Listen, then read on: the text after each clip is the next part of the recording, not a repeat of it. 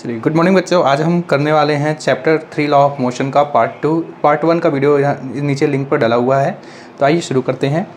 संगामी बलों का संतुलन, इक्विलिब्रियम ऑफ कांस्टेंट की बात करें तो यहाँ पर F1 plus F2 plus F3 plus dot dot Fn बल हों तो ये 0 के बराबर होता है। किसी व्यक्ति का लिफ्ट में भार पूछा जाता है आपसे एग्जाम में, तो यदि लिफ्ट जब स्थिर अवस्था में हो तो R इक्वल टू mg होता है, जहाँ पर R क्या है आपका नॉर्मल फोर्स है। यदि लिफ्ट त्वरण A से ऊपर की ओर गति करे तो R भी ऊपर की ओर होगा, तो आपका आभासी जो बल होगा, छद्म बल जो होगा m ब्रैकेट A प्लस जी। यदि लिफ्ट त्वरण A से ऊर्ध्वाधर नीचे की ओर गति करे तब आपका आभासी जो होगा m g माइनस A के रूप में आएगा। यदि लिफ्ट त्वरण में G से नीचे की ओर गति करे तो आपका जो आभासी बल होगा R इक्वल टू 0 के बराबर हो जाएगा, था शून्य की भांति आपको फील होगा।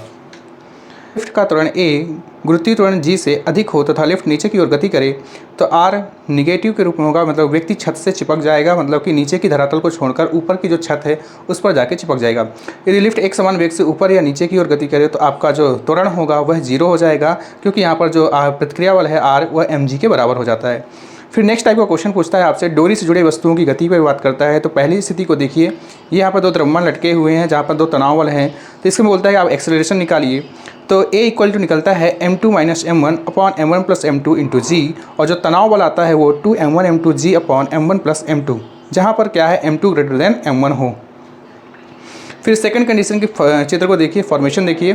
तो यहाँ पर इस कंडीशन में आपको A निकालने के लिए बोला जाए तो A equal to m2 g upon m1 plus m2, और तनाव बल निकालने के लिए बोला जाए तो m1 m2 g upon m1 plus m2।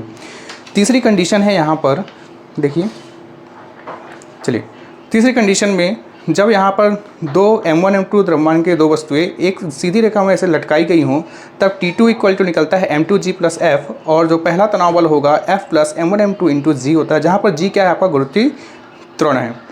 Case number 4 में देखिए, यदि स्थिति इस प्रकार की हो तो आपसे यदि डोरी, ये माध्य डोरी है, डोरी का माध्य बल क्या हो m2 हो माध्य बल, तो A इक्वल टू एक्सेलरेशन निकलता है F upon m1 plus m2, और डोरी के मध्य बिंदु पर तनाव बल आएगा m1 plus m2 upon 2 F upon m1 plus m2।